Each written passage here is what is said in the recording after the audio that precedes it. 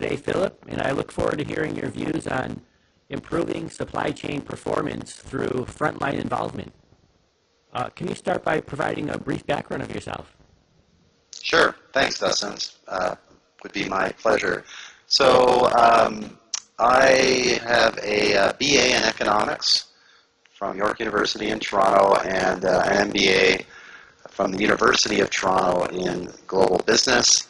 My business background is I started out in the construction industry and invented a roofing / drain product, plumbing product, and started up a company to manufacture and sell that, first of all through North America and then Europe.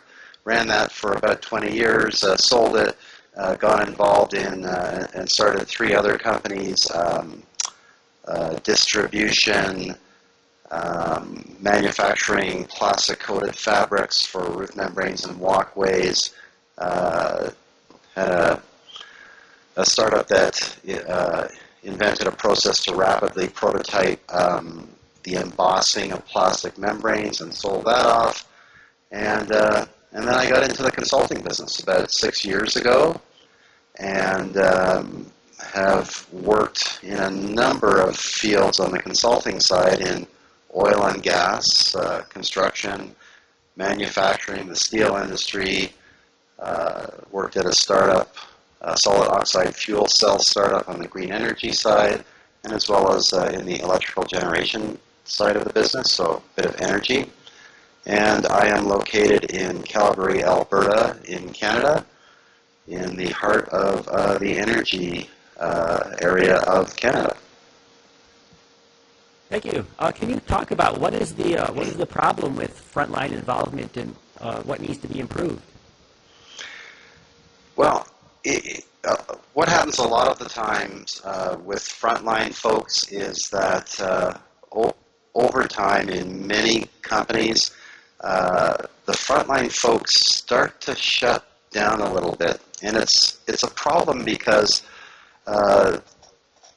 these employees, these folks, are the ones that are dealing directly with customers, clients, suppliers, and facing real-world daily problems. And so the problem is that if they're not involved and not passionate about what they're doing and not looking for new ideas, companies miss out on an incredible resource there. Can you talk about, are there specific tools or other ways to improve this and improve the frontline involvement? Sure.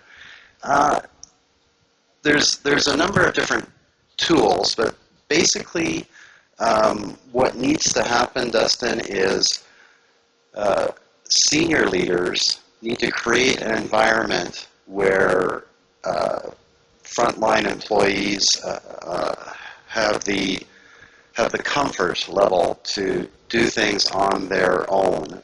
So what that requires is for senior leaders to set expectations that they want improvements in supply chain performance, for example.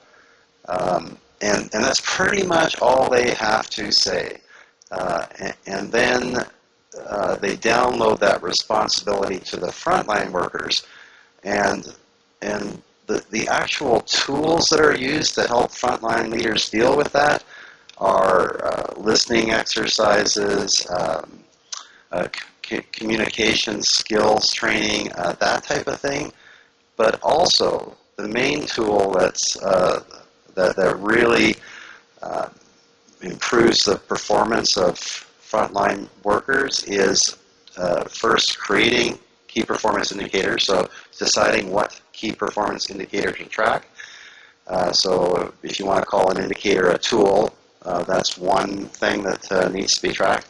But then the other more important thing, on a weekly and at least monthly basis, put a system, a little tracking meeting in place, which we would call a tool, to track progress towards the goal, the key performance indicator goal or target, and most importantly, creating action items to drive improvement towards those goals.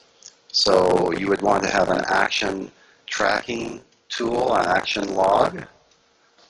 That's where employees put down who does what by when, and every week that's looked at, and then whether the action was successful or not is determined, and its success is determined by the movement in the key performance indicator.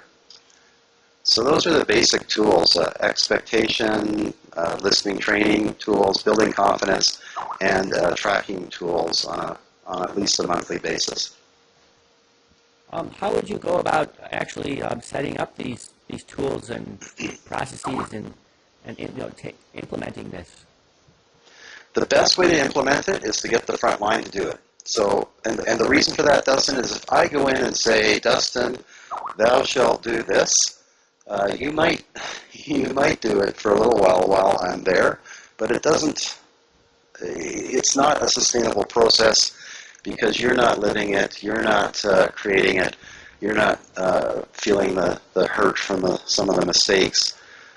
So the best thing to do, again, is to set the expectation that improvement should be made, and then start having conversations with the frontline folks.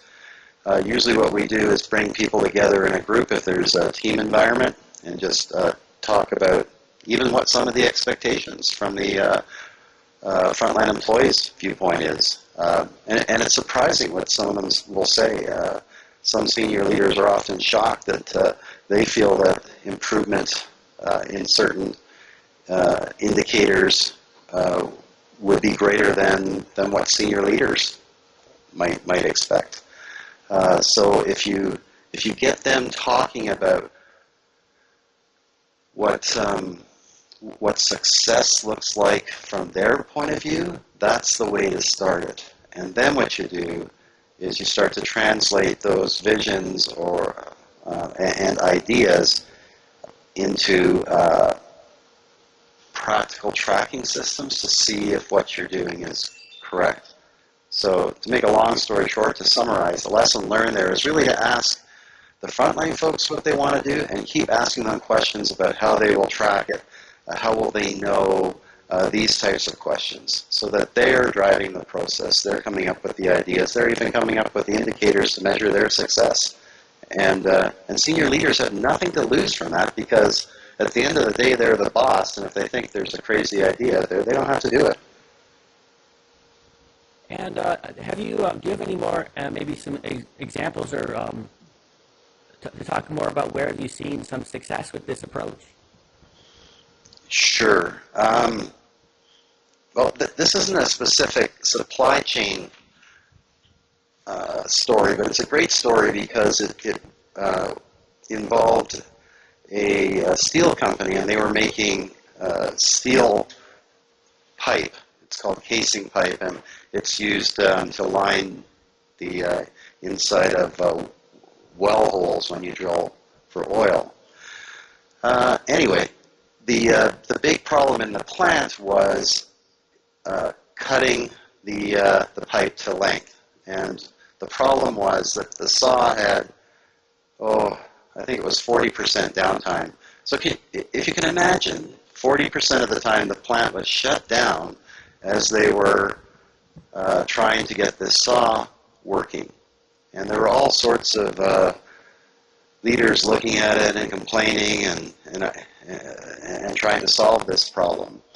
And what we did was we came in and we just got the saw operators in, and the first thing we did was give them the information that they had 40% downtime, and they had never been given that information before. People were complaining and arguing and yelling at them, but nobody actually said, "Hey, Joe, did you know that the saw is down 40% of the time?" And they were shocked so that was the first thing that happened. Then the second thing, the most amazing thing, is they, on their own, got together and started talking about why this was happening.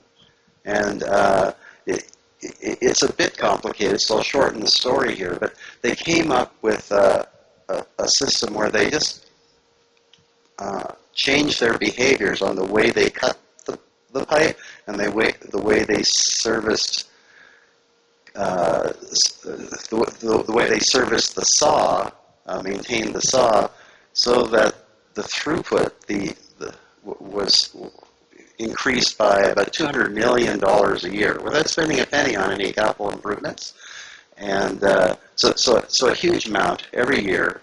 And they came up with that idea themselves. They knew what measurement they needed to track, which was tons through the mill, and came up with some ideas and actions to solve it, implemented those, and were successful at it. And from a consulting point of view, I was looking at that, and I could have made some suggestions, but it was much more powerful when they realized how poorly their performance was, how really embarrassed they were, and how that hurt them a little bit, and the feeling of success they had when they had solved that problem. There was literally a spring in their steps as they were walking through the plant, and that's hard to get. And the only way we found that you get that is when you actually help people come to those realizations themselves. And thank you, Philip, for sharing this inspiring story and also this approach for improving supply chain performance through frontline involvement. Oh, you're welcome. It's my pleasure, Dustin.